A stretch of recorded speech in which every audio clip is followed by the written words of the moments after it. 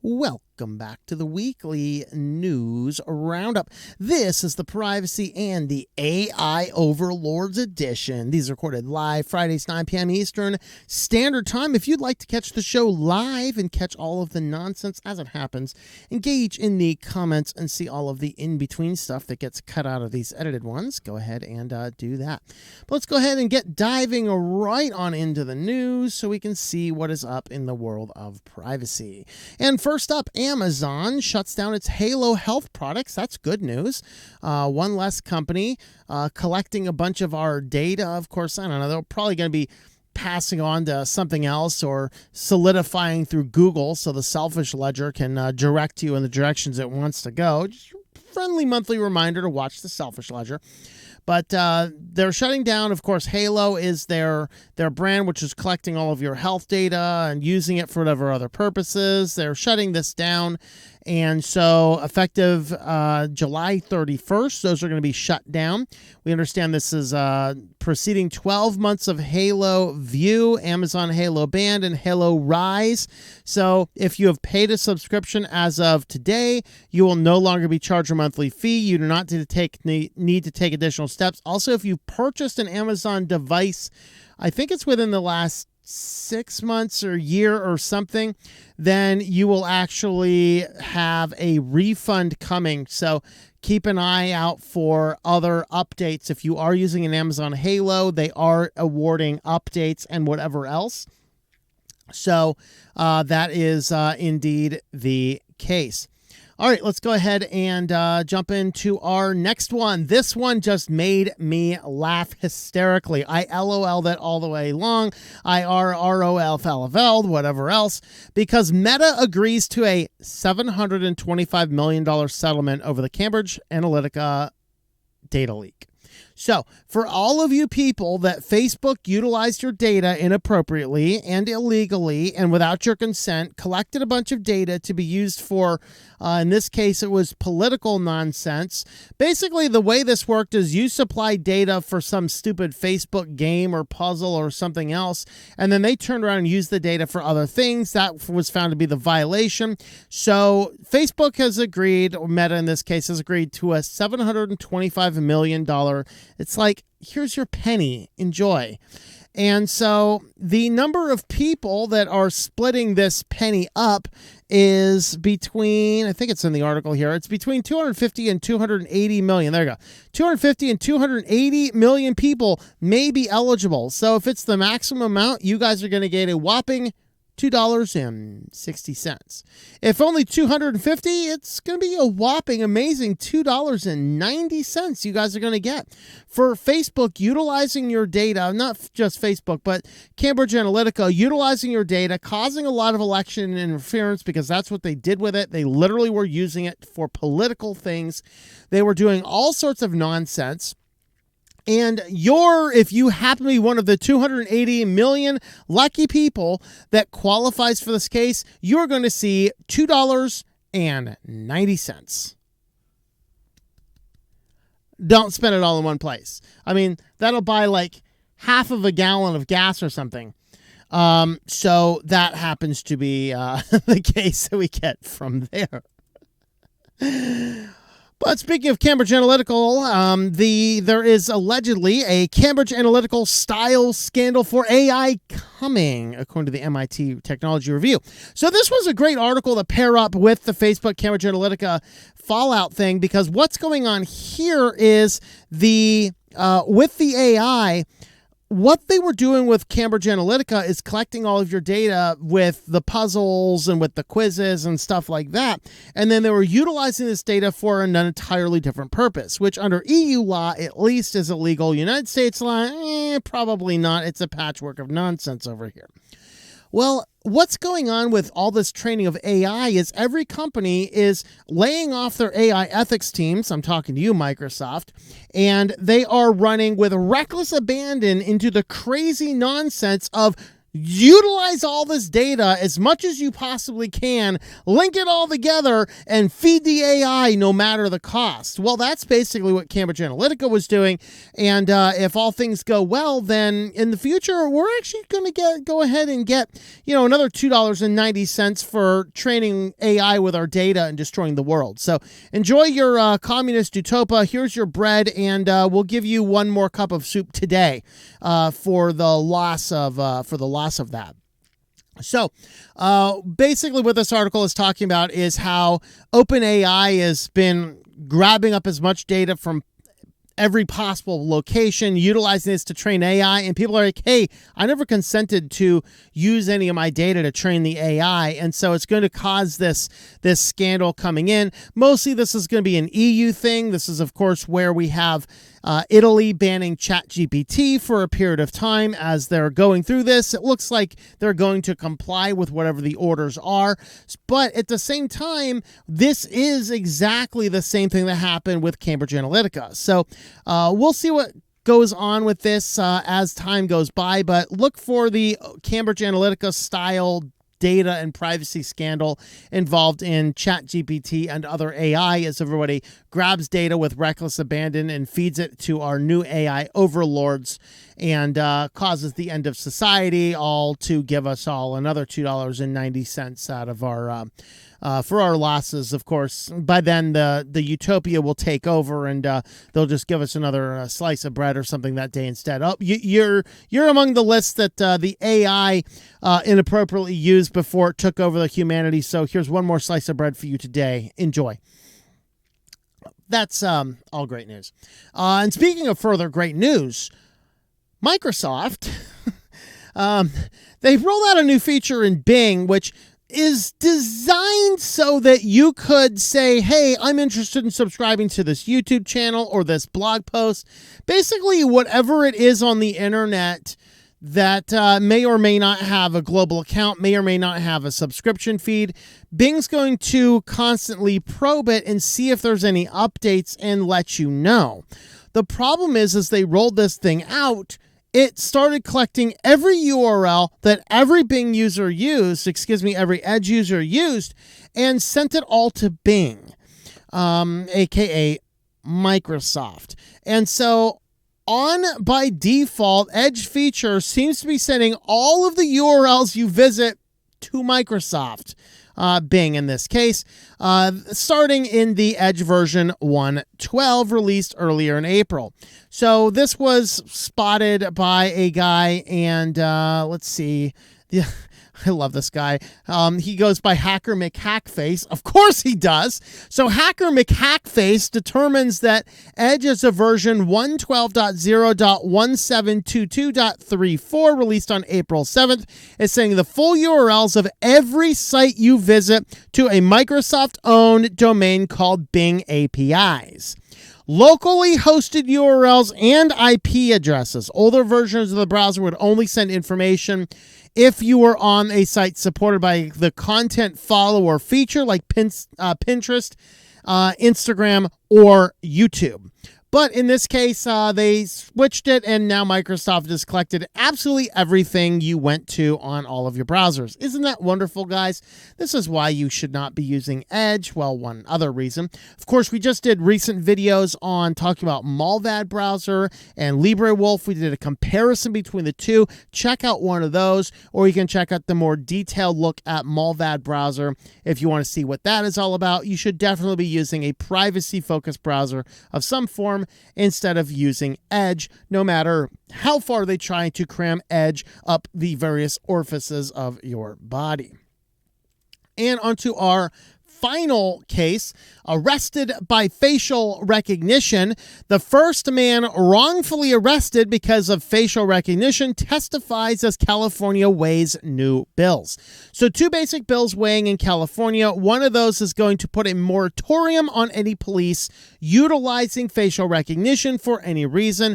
And the other one wants to say, I think that there's good reason. So as long as we have checks and balances in place, it's okay to utilize facial recognition. recognition.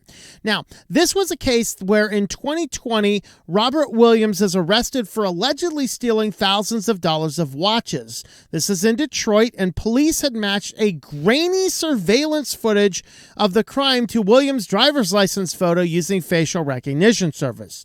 As we all know, facial recognition service does not do a very good job on people who happen to not be pasty white dudes. And so the AI spits out pasty white dude, no pasty white dude, therefore any black guy will work. So just go for us to find a black guy and we'll call it good. That's really what happened with the police.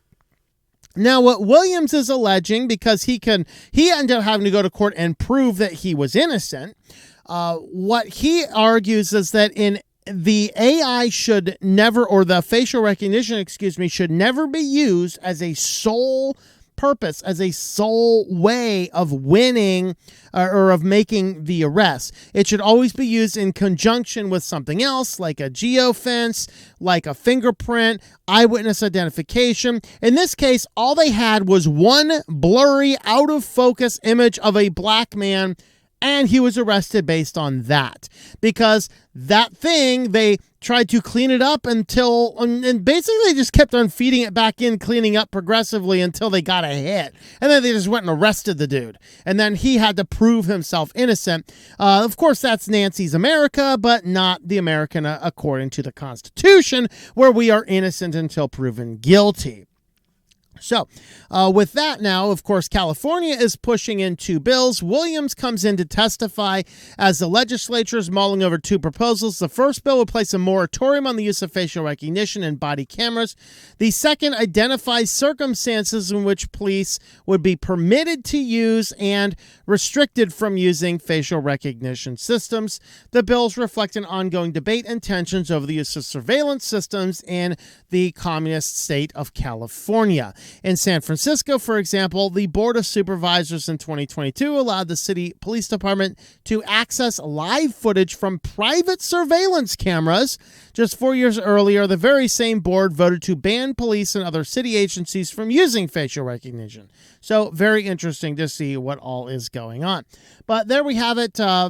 Facial recognition is being used to arrest people, and now the first guy arrested is trying to speak out against it, and good luck to you, sir. You're going to need it battling Newsom over there, because it seems to be the worst things for everything in the possible realm of all society. They seem to be like, let's adopt with reckless abandon. So there we have it. Well, if you want to help support the channel, we do use affiliates. Today we are highlighting DigitalOcean. DigitalOcean is a great place where you can spin up a variety of different cloud service systems, where I'm testing out some Nextcloud stuff over there right now. I'll be testing out some server stuff in the near future. You can do VPNs, NAS systems, all sorts of cool stuff using my affiliate code there, TLM.li/DOH, which is short for DigitalOcean Hosting, will get you $200 in free credit used for 60 days for any new accounts. And then you can go ahead and see what all is on over there. And then with that, then you can see if DigitalOcean is going to work for you. TLM.li/DOH. And now let's move on to see what our AI overlords are trying to do to us today. So first and foremost, Google, of course, had a few different AI divisions. So they decided to merge them all together to create one new group called Google Deepmind. Of course, Deepmind was one of them, and I forget the name of the other AI team. Was it AlphaGo? Basically, there were a few different groups, and now what they're trying to do is merge everybody all together and basically causing a giant think tank to get Google back on top, because Google is lagging behind Microsoft, who of course has OpenAI and ChatGPT, and Google has Bard, which Bard is fairly useless according to most people who have tested it out. I have not. ChatGPT, in my opinion, is also useless, but hey, that's a different opinion for another day. But Google still is objectively way behind in the AI race. So they're trying to jam AI into everything, lay off all of the staff that say, maybe we should slow down a little bit and let's jump with reckless abandon and have the one company who has the selfish ledger, which literally the point of selfish ledger is to get in there and learn how to control society with technology, or the other company which lays off entire QA teams before releasing entire operating systems, making the entire world the beta test for what they're doing. These are the two companies that are running with reckless abandon into the future, leading us to our AI overlords. Sounds great, but that's what's going on there. Apple is now reportedly developing an AI-powered health coaching service. Well, this sounds like a bunch of bad news wrapped inside of a frightening package. Of course, as Amazon lets go of its Halo system, more people might gravitate towards the Apple health ecosystem, with Apple developing an AI-powered health coaching service codenamed Quartz. Kind of like a quartz watch, right? According to a new report from Bloomberg's Mike Gurman, the tech giant reportedly working on technology for tracking emotions and plans to roll out to iPad versions on the iPhone health app this year. Well, that sounds frightening, doesn't it? Nothing wrong. We're just rolling out AI to determine what your emotions are. That sounds quite frightening. AI-powered health coaching services designed to help users stay motivated to exercise, improve their eating habits, and to sleep better. I will not be sleeping better if an AI is watching over my health. Just letting you know now. The idea behind the service is to use AI and information from Apple users' watches to develop coaching programs specially tailored for them. As Apple's other services, the health coaching service is expected to have a monthly fee. Well, that's good news. Not everybody will adopt this nonsense. So, Well, we have a couple services that are using AI to check for making sure that you are who you say you are. The first is Docusign, and this is utilizing AI to meet identity verification. So the e-sign firm Docusign is launching a new identity verification tool powered by AI for EU and UK markets. So this is the ID verification for EU qualified allows a person's identity to be verified remotely without needing to use video conferencing software. Hey, great news. No more no more selfies into your phone to verify your identity. Now we're using AI. Well, what happens when the AI gets it wrong? And we know the AI gets it wrong a lot. Very interesting. All right. So with that, Docusign claims a new feature can be used in various documents across numerous industries, such as loan agreements in finance, policy documents, and claim forms in insurance agreements, and witnessing in-house prescriptions and claims in healthcare. I'll take the time and go out to a notary to have them identify my documents and sign it. Thank you. I'm going to be using your AI identity verification. If you're going to force me to do it for a house, I'm going to push back a lot. If you're going to force me to do it for Tinder, hell no. Of course, I wouldn't be caught dead on Tinder either way. I mean, first, I'm not interested in a sausage fest. Secondly, I'm just not interested in the dating app market. So there you have it. Tinder's new verification process will use AI in video selfies. In fact, they will only be using AI in video selfies. All of the old ways to verify yourself are now kapooies. So they are rolling out the AI-powered update to its photo verification feature, which to date has allowed app users to prove to others they're neither bot nor catfisher. I mean, hot dog vendor maybe, but in the past, users would take pictures of themselves posing as instructed to become verified on the dating app and receive a blue check. Now, Tinder is strengthening the process by requiring a video selfie instead of photos. Plus, it will soon allow users to restrict their chats to only those. Here's the big thing about this. They're utilizing photos, still photos, the IDs, and then selfies, like basically selfie technology, just to make sure that the live selfie photo matches the photos and all the other things. But here's the thing they're not telling us. They're keeping it secret, in fact. It's a secret what company they're using to do this. They're literally not telling anybody, even if you're being asked. Well, this isn't suspicious, so we can just assume Tinder is using the worst, most unscrupulous, most dangerous group ever in order to do this. Otherwise, they'd be like, hey, we're glad of our partnership with XYZ company. No. They're like, nah, we're not going to tell you who it is. It's probably like ID.me with all of their scandals and stuff like that, but whatever that happens to be worth. So that's kind of frightening. I'm not sure which is more frightening, that or the fact that AI is now going to teach the Ford Mustang Mach-E how to drive. You know, AI makes really bad decisions. Like, you know, when ChatGPT kind of determined that, if we kind of blow things up with the world, it's okay because we'll be saving the planet by wiping out those populations. I was going to tell a really bad story about, but it's too spicy for the tubies, I think. I think it really is. So we're not going to go there. But AI is teaching the Ford Mustang Mach-E how to drive. So this deals with the Blue Cruise feature. Now they're rolling out with artificial intelligence. And of course, the Blue Cruise feature is utilizing a lot of information from a lot of different drivers, including driver-facing cameras. And what they're going to do is, while the car is going to drive, you have to be paying attention. And if the cameras ever detect that you're not paying attention, the car is going to turn on its blinkers and pull over.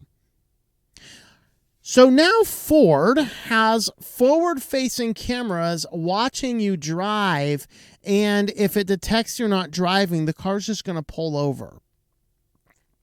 I am not buying any car with a forward-facing camera. It's not happening. I am not going to be utilizing any of these stupid cars. No, because I do not need anybody in there poking around, prodding around, trying to figure out all of this nonsense. But let's go ahead and read through what the rest of this article says. So first and foremost, the fact that a computer is teaching a car how to drive is terrifying. Because we know that the AIs can be like, hey, the acceptable loss of one human life is certainly acceptable if it means saving $1 million in a crash. That's the type of stuff we expect AI to be making. It just doesn't understand, okay? Watch the iRobot with Will Smith. I know some people didn't like it. I thought it was fairly faithful to the iRobot book with a few different things, but the biggest concern he has is that the robots are involved in calculations without making the human emotion, the life behind it. Basically, the robot is a sociopath, and you do not need the sociopath making decisions about acceptable losses, and that's what's going to happen. So the feature, similar to GM's Super Cruise, allows drivers to take their hands off the wheel and feet off the pedals while the car controls them. Facial monitoring technology makes sure the drivers are keeping their eyes on the road and are ready to take back control in case of emergency. Ford's Blue Cruise will deactivate if they are not, and the car will bring itself to a controlled stop with the hazard lights if the driver fails to respond. So at least all this it could do when it launched a year ago, but in the new one, it comes with the latest Blue Cruise 1.2 software, which has added functionality for overall things. And basically, it's utilizing machine learning. And then they're talking about Ford collecting data from its owners who have opted in to share real-world information from their vehicles. And Ford has sold nearly 200,000 vehicles with Blue Cruise to date, and customers have used it for more than 64 million miles combined. Of course, a fairly large number of customers decided they want to share data with us. I bet if you were to go in and tell every single one of those customers all the data points, they'd be terrified, and they'd be like, excuse me, what the hell? You ain't doing that no more.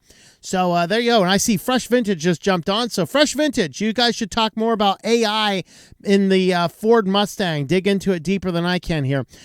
Fresh Vintage being a great car channel for you car guys over there. Check those guys out. They're down there. I'm not sure if they publicly announced where they're at. I think they have, but anyway, I'll let them tell you that. But have a look at Fresh Vintage. All right, so with that, though, guys, if you want to help support the channel, we do have a locals page. If I can find my locals banner, there it is. I usually have that queued up. We are over there on locals, switchedtolinux.locals.com. It's a great place you can help to support the channel. Jump on over there, and we will get some discussions going and things like that. With that, guys, thank you for watching, and we will see you all next time.